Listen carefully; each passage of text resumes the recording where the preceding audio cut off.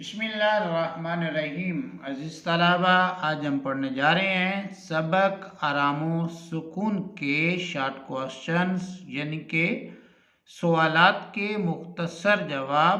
تو آئیے آج کے سبق کا آغاز کرتے ہیں۔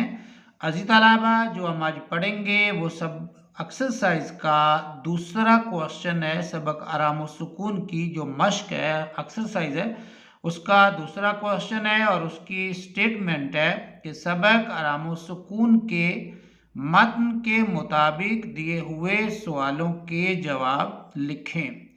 عزیز طلبہ، اس میں پہلا جو سوال ہے وہ ہے، ڈاکٹر نے میاں کو دوا کے بجائے کیا تجویز کیا؟ اس کا آنسر ہے عزیز طلبہ، ڈاکٹر نے مریض کو یعنی کہ میاں کو دوا سے زیادہ آرام و سکون کا مشورہ دیا۔ عزیز طلبہ، دوسرا جو اس میں کوسچن ہے، جو دوسرا جز اس کا بنتا ہے وہ ہے، گھر میں شور و غل ہو تو اس سے انسانی صحت پر کیا اثر پڑتا ہے؟ عزیز طلبہ، اس کا آنسر ہے، گھر میں اگر شور و غل ہو تو اس سے انسانی صحت پر بہت برا اثر پڑتا ہے۔ انسانی صحت خراب ہو جاتی ہے اور انسان مختلف بیماریوں کا شکار ہو جاتا ہے۔ انسان کا بلڈ پریشر بڑھ جاتا ہے، سر میں درد اور انسان اعصابی تناؤ کا شکار ہو جاتا ہے۔ عزیز طلبہ، یہ جو دوسرا کوسچن ہے اس کے آنسر میں ہم اگر یہاں سے بھی جو ہے وہ اتنا شارٹ کر کے بھی لکھ لیں گے، یعنی کہ انسان کا بلڈ پریشر بڑھ جاتا ہے، سر میں درد اور انسان اعصابی تناؤ کا شکار ہو جاتا ہے، تو بھی اس کا جواب جو ہے وہ درست ہی تصور ہوگا۔ عزیز طلبہ، تیسرا جو کوسچن ہے وہ ہے، صحت مند رہنے کے لیے اچھی خوراک کے علاوہ کیا چیز درکار ہے؟ یعنی کہ انسان کو صحت مند رہنے کے لیے اچھی خوراک کے علاوہ اور کیا چیز جو ہے وہ درکار ہوتی ہے؟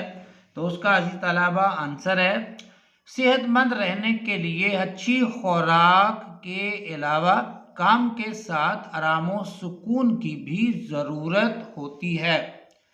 عزیز طلبہ، چوتھا جو جز ہے دوسرے سوال کا وہ ہے، ہمسائے کی کون سی حرکت سے میاں کے آرام میں خلل واقع ہو رہا تھا؟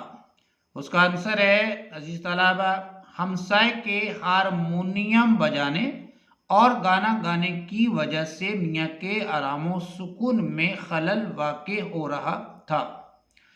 عزیز طلبہ، آخری جو پانچواں جز ہے وہ ہے، میاں نے گھر میں آرام و سکون میسر نہ آنے پر کہاں جانے کو ترجیح دی؟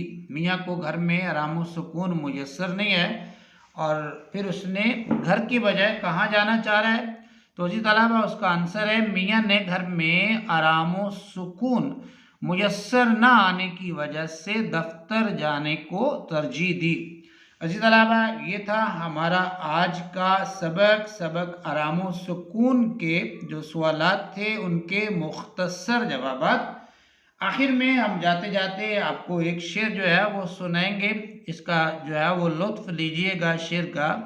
شاعر کہتا ہے، سرپرستی بھی کہی جائے تو بس نام کی ہے، سرپرستی بھی کہی جائے تو بس نام کی ہے، آسماں تیری بلندی میرے کس کام کی ہے۔ عزیز طلبہ، اس کے ساتھ ہمارا آج کا سبق ہوا مکمل۔ ملتے ہیں انشاءاللہ نئے سبق کے ساتھ، تب تک کے لیے اپنا بہت سا خیال رکھیے۔ مجھے دیجیے اجازت، اللہ حافظ۔